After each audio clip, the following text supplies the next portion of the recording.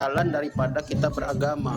Seperti kita itu seperti zaman salaf, yakni menuntut ilmu, belajar, duduk bermajelis ya kan dengan para ulama. Ya, bukan yang sekarang ini kan kita lihat manhaj salaf tetapi belajar dari Google. Nah, itu bukan manhaj salaf kan jatuhnya kan. Jadi kayak manhaj apa itu gitu loh. Nah, jadi yang ingin saya tanyakan di sini ya kita belajar secara ilmiah, Pak. Jadi kalau seperti ini sama saja kita itu ya sama saja kayak yang kita tuduhkan mereka juga mengejek-ngejek ya sama kita mengejek juga jadinya.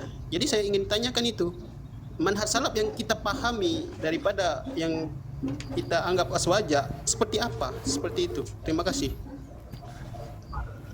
Oke, jelas ya ini yang pemilik room manhaj salaf ini gimana nih antara nama manhaj salaf gitu. Ya. Coba dijelaskan. Oke. Ya. Yang pertama begini, tadi itu kan ada pertanyaan dari apa Sufi itu ya. Apa Sufi? Itu kan kok berani sekali Wahabi ini mengeklaim dirinya manhaj salaf, pengikut salaf, padahal banyak sekali aturan-aturan mereka, kaidah-kaidah mereka itu justru malah menyelisihi ulama salaf, justru malah tidak dengan Syafi'i, Imam Hanafi, Imam Maliki, Imam Hambali, dan jumhur ashab dari keempat imam madhab itu. Kok berani-beraninya? Ya soal berani dan tidak berani itu kan ya urusannya liarnya begini. Karena brand manhaj salaf ini kan satu brand yang dianggap apa? Dianggap mewakili satu kebenaran. Sebab apa? Sebab Nabi sendiri juga bersabda, khairu ummati qarni sumal ladina yalunahum sumal ladina yalunahum sumal ladina yalunahum. Artinya apa? Bahwa sebaik-baik kurun masa, sebaik-baik umat itu adalah umat yang 3 kurun terbaik. Artinya apa? Di masa itu adalah tumbuh, kembang, hidup ulama-ulama yang bisa dijadikan panutan dalam hal kaidah-kaidah, dan di situ banyak sekali ulama-ulama yang lurus, yang memahami Al-Quran Sunnah sesuai dengan apa yang dipahami oleh para sahabat Nabi, dan tentu saja apa yang diinginkan oleh Nabi, karena mereka paling dekat dengan masa hidupnya Nabi. Sehingga brand itu menjadi brand yang mungkin dianggap mereka itu untuk menarik pengikut. Untuk menarik pengikut. Ya sekali lagi ini hanya untuk mengelabui saja. Untuk mengelabui pengikutnya, untuk mengelabui umat Islam bahwa mereka itu seakan-akan pahamnya itu kayak ulama-ulama salaf, sehingga menyebut dirinya manhaj salaf. Itu pertama. Nah yang kedua, terkait penamaan salaf itu sebenarnya bagaimana? Terus as-salafiyun itu sebenarnya seperti apa? Nah sehingga terus kemudian saya juga dalam akun saya itu kan menamakan dirinya manhaj salaf. Ya manhaj itu kan metode, salaf itu kan berarti pengikut metodenya ulama-ulama salaf. Kembali kepada metode apa yang digariskan ulama salaf. Nah, dalam hal ini saya coba mengutip apa yang disampaikan, yang digambarkan oleh Hadrat Kiai Haji Hasyim Asy'ari. Ya, Rois Akbar waktu beliau masih hidup di dalam organisasi Nahdlatul Ulama atau pendiri Nahdlatul Ulama. Nah, Kiai Haji Hasyim Asy'ari itu di dalam kitab Risalah Ahlussunnah wal Jamaah itu menyebutkan begini, bahwa waktu beliau ini hidup, artinya menemui masa yang dimana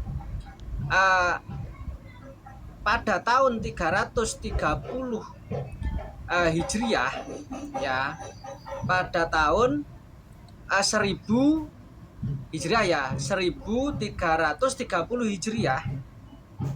Nah, itu banyak sekali azab mutanawiyah.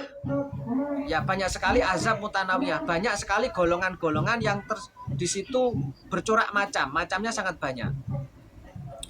Nah, kemudian wa araun mutadafi'ah, dan mereka ini saling punya pendapat yang bertentangan, mutadafi, ya saling bertentangan antara satu dan yang lainnya. Kemudian wa aqwalun mutadaribatun atau mutadaribatun, ya, ucapan-ucapan yang di situ saling berbenturan di antara satu dan yang lainnya. Terus warijalun mutajadibatun, ya.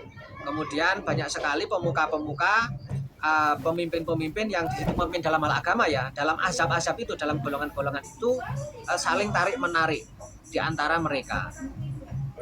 Nah, faminhum, di antara golongan itu, katanya Syekh Hasyim Asy'ari, faminhum salafiyuna qaimuna alama alaihi aslafuhum minat tamadhub bil madhabi al muayyan.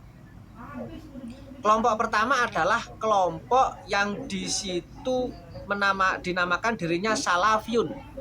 Kelompok yang di situ dinamakan salafiyun. Qaimuna alama alaihi aslafuhum minat tamadhubi bil madhabi al muayyan.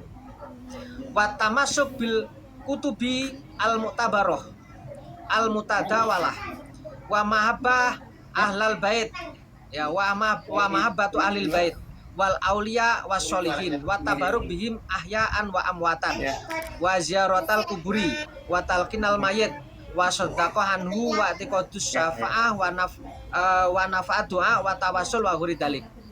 Nah, di antara kelompok itu yang pertama adalah yang namanya salafiyun, yang namanya kelompok salafiyun. Nah, siapa salafiyun? Salafiyun itu adalah kelompok yang di situ berpegang teguh kepada aslaf mereka. Artinya pendahulu-pendahulu mereka dari madhab tertentu. Semisal Syafi'i, Hanafi, Maliki, Hambali. Nah, itu salafiyun. Itu salafiyun.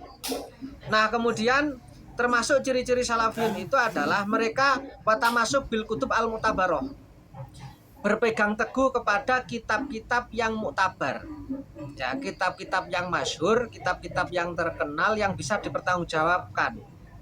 Kalau bercerita terkait kitab-kitab yang masyhur itu, ya biasalah kita mengenal kitab-kitab yang ditulis oleh Imam Nawawi, oleh apa Sufi, mohon di mute dulu Bang, biar gak rame Bang.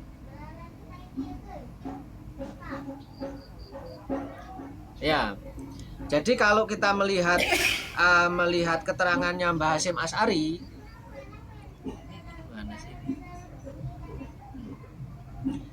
ya, kalau kita melihat keterangannya Mbah Hasyim Asy'ari bahwa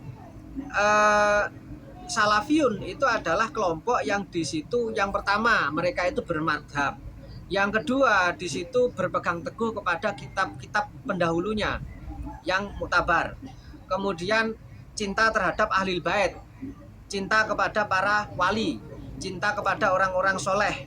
Kemudian bertabaruk kepada para wali, kepada ahlil bait, kepada orang-orang soleh tersebut ahyaan wa amwatan, baik dalam posisi para wali itu masih hidup ataupun sudah meninggal.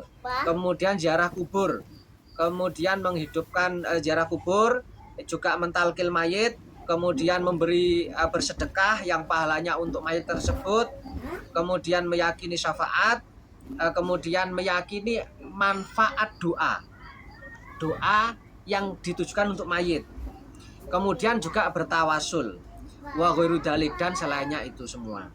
Nah, kalau melihat ciri-ciri ini ini jelas sekali, ya, ciri-ciri ini ada pada Ahlus Sunnah wal Jamaah, yang dimana Ahlus Sunnah wal Jamaah itu dalam mengkaji, dalam merumuskan satu masalah-masalah tertentu di dalam hal agama ini pasti merujuk kepada apa yang sudah disampaikan oleh para ulama salaf, baik secara kaidah, baik secara madhab qauli ataupun madhab manhaji.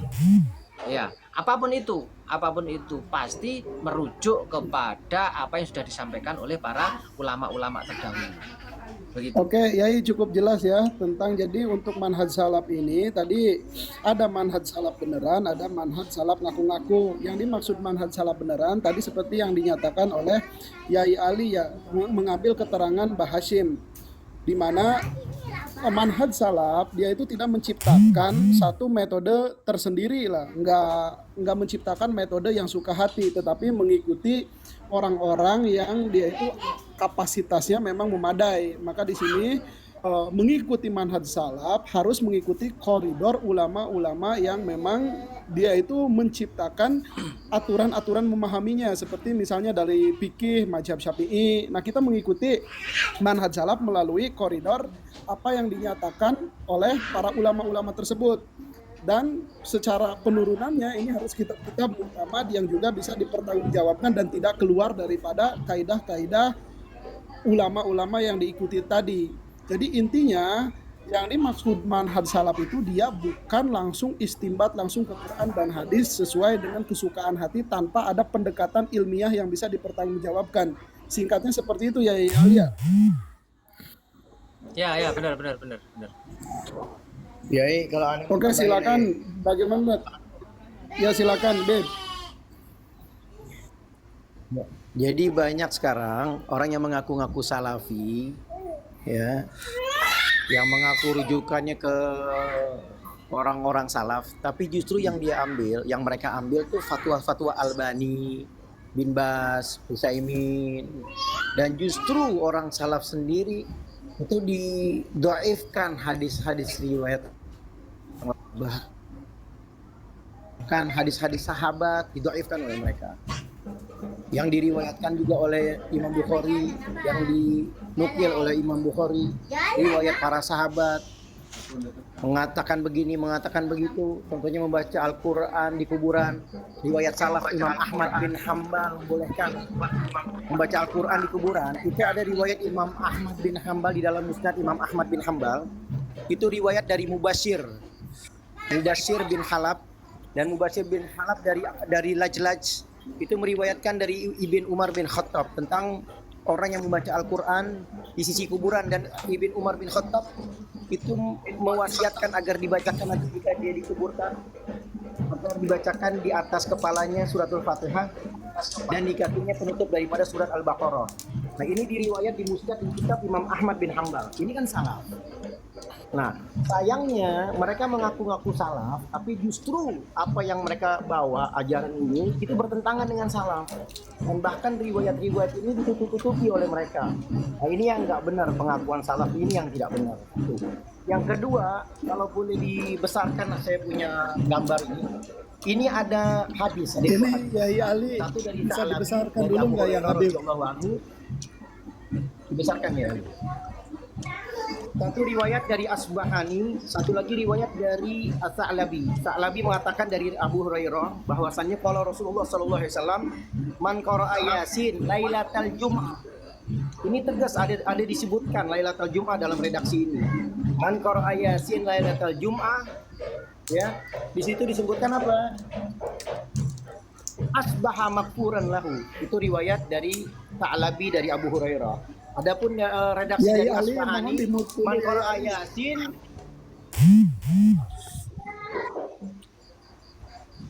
man qara'a Yasin lailatul Jum'ah ghufira lahu. Nah, ini riwayat Asbahani. Jadi ada dua redaksi, ada dua riwayat, ya, bahwa barang siapa yang membaca Yasin pada malam Jumat tuh dikhususkan malah pada malam Jumat maka diampuni dosa-dosanya. Tapi kalau yang redaksi dari dari Sa'labi dari Abu Hurairah, asbaha maghfuran lahu. Nah, ini jelas disebutkan malam Jumatnya. Jadi kalau ada yang mengatakan bahwa itu tidak ada riwayatnya, tidak ada dalilnya khususan malam Jumat, atau disebutkan ada kaitannya baca Yasin dengan malam Jumat, itu tidak ada dalilnya, ini bohong, dusta. Yaitu orang-orang yang biasa menutup-nutupi hadis, bahkan mendhaifkan Sahih Bukhari.